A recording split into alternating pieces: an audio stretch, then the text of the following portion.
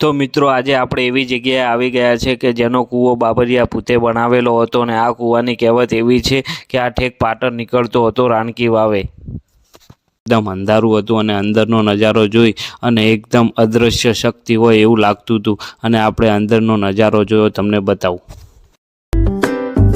તો ભાઈ રોમ રોમ બધા મિત્રોને। આજે ભાઈ હતો રવિવાર ને આપણે થઈ ગયો હતો ગેસનો બાટલો એટલે આપણે હેડ્યા ગેસનો બાટલો ભરાવવાના। આ બાજુ અમારે ભણુભાણે લીધા હંગાત અને પછી હાઈવે ઉપર નીકળી પડ્યા સરસ મજાનું વાતાવરણ જોતા જોતા। પછી ભાઈ આપણે આવી ગયા ગેસનો બાટલો ભરાવવા માટે અને ભરાઈ નાખ્યો। ભરાઈને પછી આપણે અહીંયાથી નીકળી ગયા। અહીંયાથી નીકળીને આવી ગયા ઘરે અને આપણે થઈ ગયા નહીં ધોઈને થઈ ગયા ને લાઈ કીધું આજે થોડી વાર મેચ જોઉં એટલે પછી આપણે જોવા બેઠા મેચ અને મેચ જોઈ નાખી અને પછી ભાઈ આ બાજુ આપણે ખેતરમાં આવી જતા ને આપણા ગામની છે નેર અને આ બાજુ ભાઈ આપણી વાડીએ આવી ગયા તો ભાઈ એક્ટિવાન બાઇક પડ્યું હતું આપણે લઈને જવાનું હતું અને આ છે ભાઈ ખેતરનો નજારો સરસ મજાનો।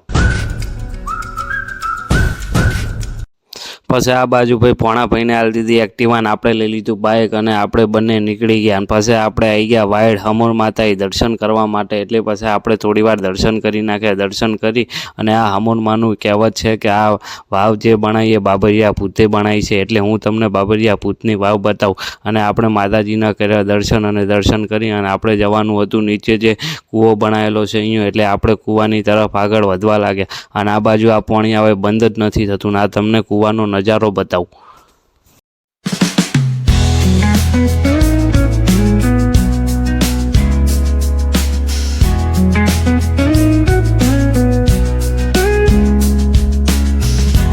અને આપણે જેમ જેમ અંદર જઈ રહ્યા હતા એમ એમ આપણી ધડકન વધી રહી હતી કારણ કે એક બાજુ અંધારું ને એક બાજુ ડરનો માહોલ હતો। એમ છતાં પણ આપણે ઠેક અંદર સુધી ઉતરી ગયા અને અંદર ગયા તો એકદમ અંધારું હતું અને અંદરનો નજારો જોઈ અને એકદમ અદૃશ્ય શક્તિ હોય એવું લાગતું હતું અને આપણે અંદરનો નજારો જોયો તમને બતાવું।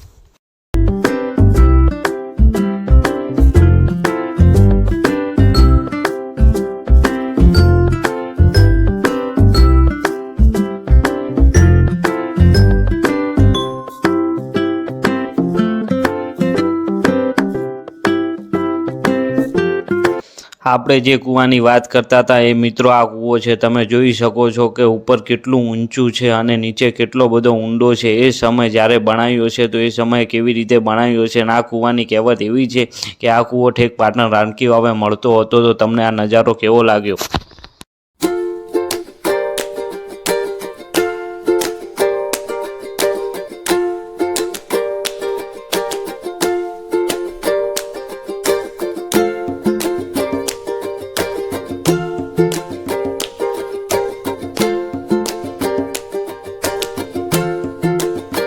અને આ બાજુ એવું કહેવામાં આવે છે કે વર્ષો જૂનો કોડાય હશે એટલે આપણે એ જોઈ અને પછી આપણે નીકળી ગયા અને આ પાણીને મેં વાત કરીએ બંધ જ નથી થતું અને પછી અહીંયાથી નીકળી ગયા અને પછી ભાઈ આ છે માતાજીનું મંદિર જો કોઈને આવવું હોય તો પછી આપણે બાઇકને મારી કીક અને પછી આપણે નીકળી ગયા। આપણે જવાનું હતું ભાઈ કંબોઈ 4 રસ્તા એટલે સરસ મજાનું વાતાવરણ જોતા જોતા આપણે આવી ગયા કંબોઈ 4 રસ્તા। કંબોઈ 4 રસ્તા મેં અને ભણુભાઈ શેરડીનો રસ પીધો કારણ કે ગરમી હતી ખૂબ એટલે શેરડીનો રસ પી અને નીકળી ગયા। વ્લોગ પૂરો મળીએ નવા વ્લોગની અંદર। જય માતાજી।